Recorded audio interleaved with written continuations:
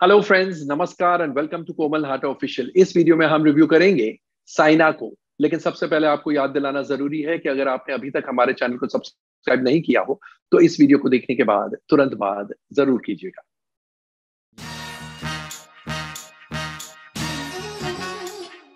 दोस्तों, जैसा आप सब जानते हैं, फिल्म साइना बैडमिंटन प्लेयर, यूं कहिए champion badminton player Saina Nehwal की बायोपिक है।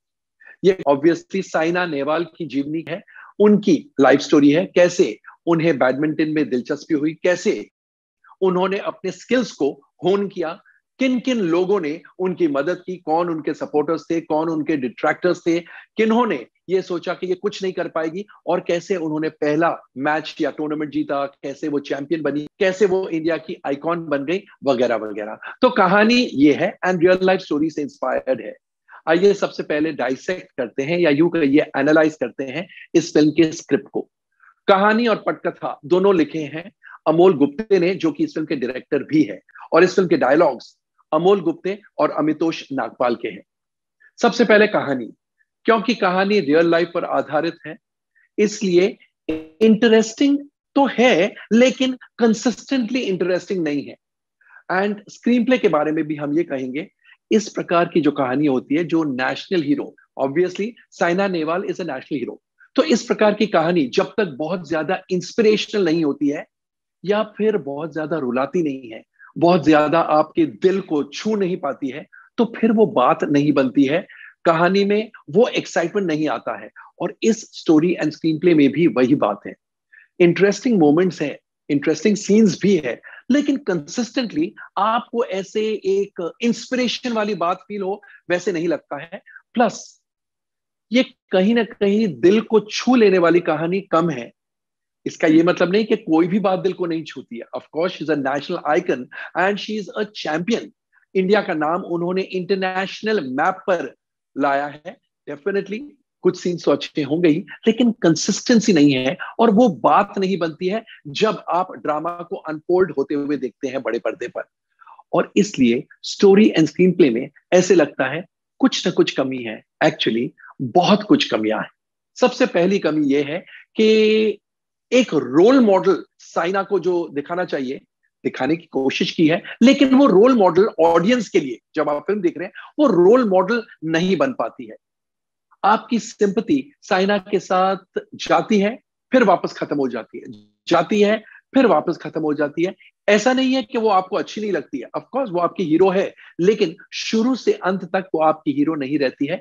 यानी जिसके लिए आप मर मिटने के लिए तैयार हो जाए, या यूं कहिए फिल्म देखते देखते आप भगवान को प्रार्थना करें, हे भगवान साइना को जीतना चाहिए, साइना को जीतना चाहिए, and you start exulting when she wins, you are at the edge of your seat. ऐसी बातें नहीं होती है इस फिल्म में। एंड एक स्पोर्ट्स फिल्म हो जिसमें आप एज ऑफ द सीट पर नहीं आए, 10 बार 15 बार 20 बार नहीं आए, 10 15 बार सीटियां और तालियां नहीं बजाए, तो फिर वो बात नहीं बनती है। So the story and screenplay both are lacking. Screenplay की एक बहुत बड़ी खामी यह है कि जो कोच है Rajan, coach Rajan played by of course Manav Kaur, उनका किरदार कुछ समझ में नहीं आया है। वो हमेशा साइना नेहवाल को देख के जितने खुश होने चाहिए वो खुश नहीं होते हैं।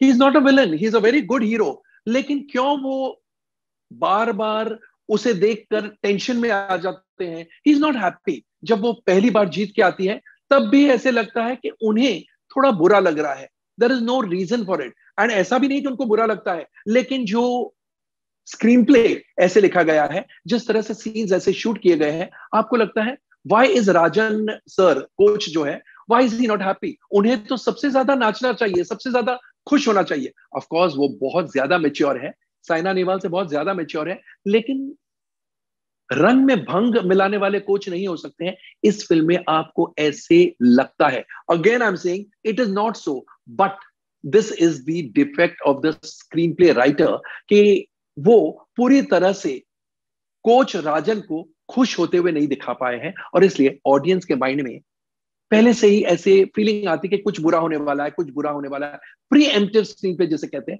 So that's not a very nice thing. Dialogues का जहां तक सवाल है, they could have been far far more punch packed. इससे ज्यादा पंच वाले डायलॉग्स होने चाहिए।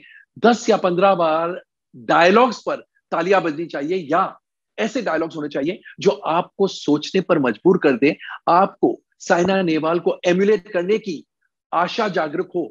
ऐसे डायलॉग्स होने चाहिए, लेकिन ऐसे डायलॉग्स नहीं है। ये तो ही बात स्क्रिप्ट की। अब एक नजर डालेंगे एक्टर्स के परफॉर्मेंसेस पर। परिणीति चोपड़ा ने साइना नेहवाल की भूमिका बखूबी निभाई है। She has got the nuances of Saina Nehwal very well. अगर आपने साइना नेहवाल को बैडमिंटन खेलते हुए देखा है तो आप कहेंगे बहुत अच्छे से कॉपी किया है परिणीति चोपड़ा ने। She has gotten into the skin of the character. Of course Parineeti Chopra एक बहुत ही बढ़िया एक्ट्रेस है और इस फिल्म में भी उनका काम बहुत अच्छा है। मानव कौल जिन्होंने कोच राजन की भूमिका निभाई है, he is good but not extraordinary. Of course उनकी गलती नहीं है, लेकिन स्क्रीन प्ले इस प्रकार से लिखा गया है कि उनके परफॉर्मेंस को आप ज्यादा दाद नहीं दे सकते हैं। मेघना मलिक जो कि साइना नेहवाल की मम्मी की भूमिका निभा रही है, थोड़ा किडिश परफॉर्मेंस है, थोड़ा चाइल्डिश परफॉर्मेंस है and she doesn't impress too much just by being excited कि आपकी बेटी को सिलेक्ट किया गया है या उसने मेडल जीत लिया है। That is not all that there is to acting. Shubhra Jyoti Barat जो साइना नेहवाल के पिताजी की भूमिका निभा रहे हैं, he doesn't get much scope, he is just about okay. Eshan Naqvi जो कश्यप की भूमिका निभा रहे हैं, ही इज वेरी एंडियरिंग। छोटा रोल है लेकिन endearing performance, endearing personality. Ankur Vikal जो एक कोच बने हैं, he is also made his presence felt. Rohan और दामोदर की भूमिका में Rohan Apte and Sharman Dey respectively lend very good support. अबू नेहवाल की भूमिका में Dimple Kalshan is all right and Naisha Kaur Bhatoye as little Saina Nehwal is definitely very good. बाकी और भी एक्टर्स हैं जिन्होंने अपना अपना काम सही तरीके से किया है। अब एक नजर डालेंगे डायरेक्शन और अन्य टेक्निकल एस्पेक्ट्स पर। अमोल गुप्ते के निर्देशन में यह फिल्म बनी है और जिस प्रकार से उनकी स्क्रिप्ट कमजोर पड़ती है, उनके डायरेक्शन के बारे में भी हम ये कह सकते हैं कि he has not been able to make a moving human drama। ये एक ह्यूमन बीइंग की, एक नेशनल हीरो की कहानी है और ह्यूमन ड्रामा कमजोर पड़ता है। फिल्म में संगीत अमाल मलिक का है एंड लिरिक्स मनोज मुंतशिर और कुणाल वर्मा के हैं and the music ought to have been far more inspirational। Super hit गाने होने चाहिए थे, लेकिन एक भी गाना सुपर हिट छोड़ के हिट भी नहीं है। गानों की कोरियोग्राफी विजय गांगुली की है, स्कोप ज्यादा नहीं है, बहुत ही ordinary choreography. Background music could have been far better. Cinematography Piyush Shah की है जो कि अच्छी है। एक्शन सीन्स की कोरियोग्राफी काफी अच्छी है। Production designing by Amit Ray and Subrata Chakraborty is decent and Deepa Bhatia की एडिटिंग बहुत शार्प है, बहुत क्रिस्प है।